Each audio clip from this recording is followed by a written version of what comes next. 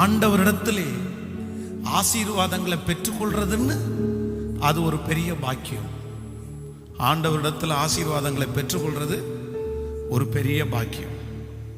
நம்ம ஜெபம் பண்ணும்போது, ஆண்டவரே என்னை பெருக பண்ணணும், எனக்கு இதை தாங்க, இந்த மாதிரி எனக்கு ஒரு வீடு கொடுங்க, இந்த மாதிரி ஒரு வாகனம் கொடுங்க அப்படின்னு நம்ம ஜெபம் பண்ணி அதுக்கப்புறம் அது கிடைச்ச உடனே நம்ம எல்லாருக்கும் முன்னாடி சாட்சி சொல்றோம்ல, இந்த மாதிரி ஆண்டவரிடத்துல நான் கேட்டேன், நான் ஒன்றும் இல்லாமல் வந்தேன், கர்த்தர் எனக்கு இதை தந்தாரு, இந்த காரியத்தை தந்தாரு. இது ஒரு விதமான ஒரு பிளெஸ்ஸிங், ஒரு ஆசீர்வாதம்.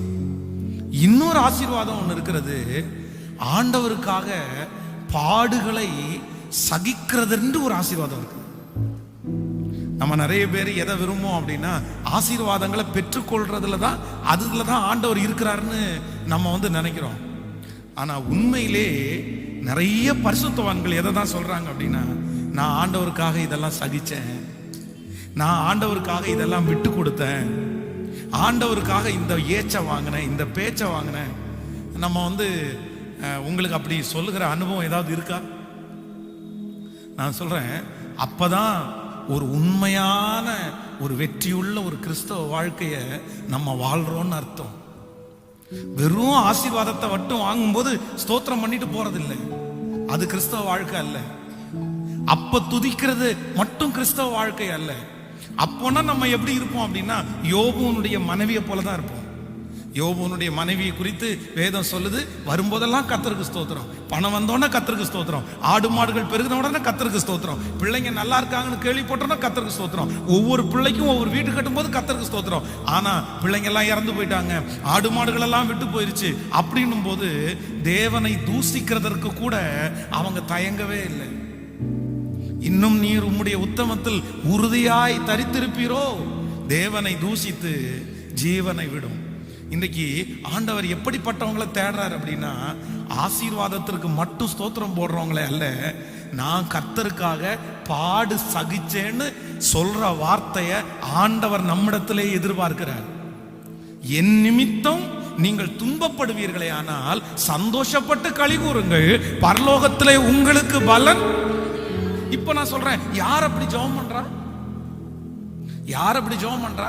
நம்ம எல்லாரும் அப்படி ஏதாவது ஜெபம் பண்றோமா? உங்களுக்காக ஒரு துன்பத்தை சகிக்கணும் ஆண்டவரே, அந்த மாதிரி எனக்கு ஒண்ணு கொடுங்க அப்படின்னு நம்ம யாராவது கேட்கிறோமா? ஐயோ வேணாம் ஆண்டவரே.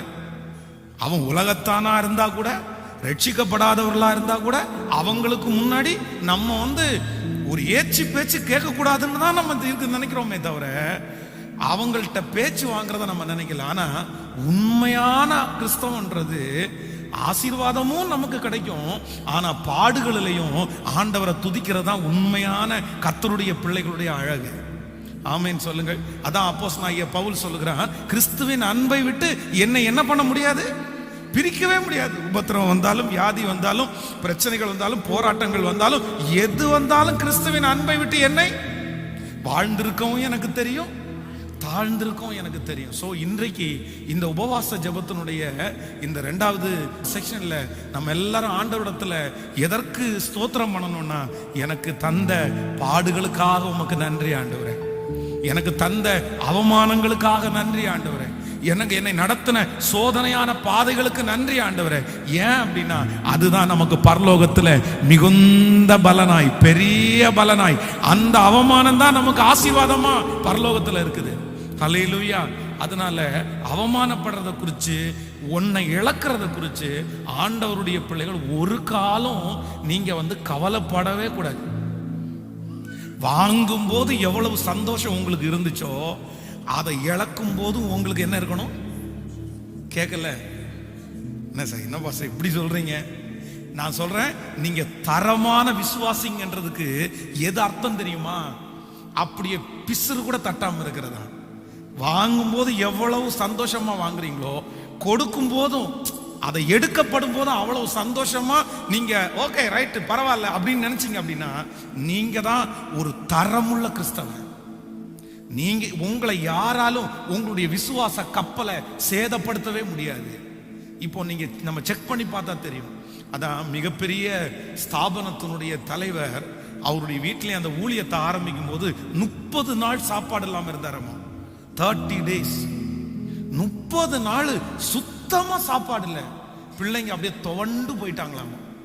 அந்த பையன், அவருடைய பையன் துவண்டு போய் மூளையில ஒடுங்கி படுத்து கிடக்கும்போது அந்த பையன் சாப்பிடாம இருக்கிறானேன்னு சொல்லி கையில தூக்கி இருக்காரு.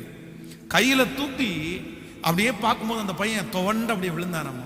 அவனை பார்த்து கேட்டாராமா இந்த ஆவிக்குரிய தலைவர், நீ வருங்காலத்துல வளர்ந்ததுக்கு பிறகு என்ன செய்யணும்னு நினைக்கிற அப்படின்னு தன்னுடைய பையனை பார்த்து கேட்டாராமா. உடனே அவன் சொன்னானாமா, உங்களை மாதிரி ஏசப்பாவுக்கு ஊழியம் செய்யணும் அப்படின்னு ஆசைப்படுறேன். அப்படியே பிடிச்சிட்டு இருந்தவர் தொப்புன்னு கீழே விட்டாராமா.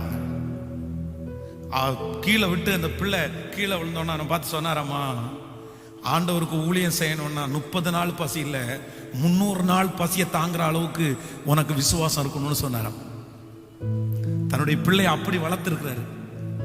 அவர்கள் தான் பின்பக்கத்துல பெரிய ஆர்கனைசேஷனை உருவாக்கி இன்றைக்கு லட்சக்கணக்கான பேருக்கு ஆசீர்வாதமா இருக்கிறாங்க.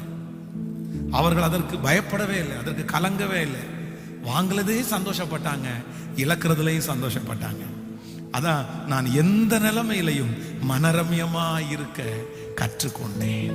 நம்முடைய விசுவாச ஓட்டத்தை, நம்முடைய சந்தோஷத்தை எதுவுமே என்ன பண்ணிடக்கூடாதுன்னா தடை பண்ணிடவே கூடாது. அல்லேலூயா.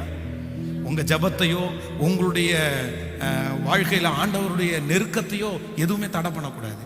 அப்படி ஒரு குவாலிட்டியான ஆட்களா வந்துட்டீங்க அப்படின்னா நான் சொல்றேன், நீங்க ஆண்டவரை சரியா அறிஞ்சுக்கிட்டீங்கன்னு அர்த்தம்.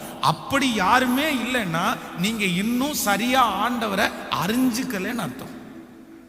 எனக்கு தெரியும் ஆண்டவருடைய பிள்ளைகளை. இப்ப நான் வாடகை ஒரு வீட்டுல குடியிருக்கிறேன். எனக்கு ரொம்ப பிடிச்ச வீடு அந்த வீடு. எத்தனையோ வீட்டில் கிட்டத்தட்ட கோயம்புத்தூர் வந்ததுக்கு அப்புறம் 15 வீடு பக்கத்தில் சேஞ்ச் பண்ணியிருக்கிறேன். ஆனால் 15 வீடு மாற்றினாலும் இப்போ 15வது நான் போன வீடு எனக்கு ரொம்ப பிடிச்ச வீடு. எனக்கு ஏற்றது மாதிரி எனக்கு ரொம்ப ஈஸியாக இருந்துச்சு. திடீர்னு அந்த ஓனர் சொன்னார், இல்லை எங்களுக்கு கொஞ்சம் தேவை இருக்குது, நாங்கள் இந்த வீடை விற்க போகிறோம், நீங்கள் வீடு சேஞ்ச் பண்ண வேண்டியது வரும் அப்படின்னு. ஆனால் அப்படி கேட்ட உடனே சே இப்போதான் நம்ம நல்லா செட்டில் ஆகி சரி பரவாயில்ல நிம்மதியாக அந்த வீடு கொஞ்சம் நிம்மதியாக இருந்துச்சுன்னா மற்ற எல்லாத்துக்குமே கொஞ்சம் ஈஸியாக இருக்கும்ல, கொஞ்சம் மென்டலி நம்ம கொஞ்சம் ஈஸியாக இருக்கும். அப்படி இருந்தோன்னு பார்த்தா திடீர்னு இப்படி சேஞ்சு. அதனால இன்னொரு மனசு சொல்லுது, பரவாயில்ல ஒரு 9 மாதம் நல்ல வீட்டில் குடியிருந்தோமே, அடுத்து ஒரு 9 மாதம் ஒருவேளை நல்லா இல்லாத வீட்டில் இருந்தால் கூட பரவாயில்ல, அது என்ன பெரிய விஷயம், அட்ஜஸ்ட் பண்ணிக்கலாம், அது ஒன்றும் பெரிய விஷயம் இல்லை அப்படின்ற மைண்ட் செட்டு ஒரு நாள் தாண்டி இல்லை, அடுத்த நிமிஷத்திலே எனக்கு வந்துருச்சு. அடுத்த நிமிஷத்திலே வந்துருச்சு. அதென்ன பெரிய விஷயம். இதுக்கு முன்னாடி எத்தனையோ அப்படி வீட்டில் இருந்துருக்கிறோமே, அதனால ஒரு பெரிய மேட்டர் இல்லை, கத்தர் கொடுத்தார் அவ்வளோதான். இப்போ இல்லை. அப்போ அப்படிப்பட்ட ஒரு தாட்டு நம்முடைய இருதயத்துக்குள்ளே வருமானால் நீங்கள் தான் ஆண்டவரை உண்மையாய் பிடித்தவர்கள்.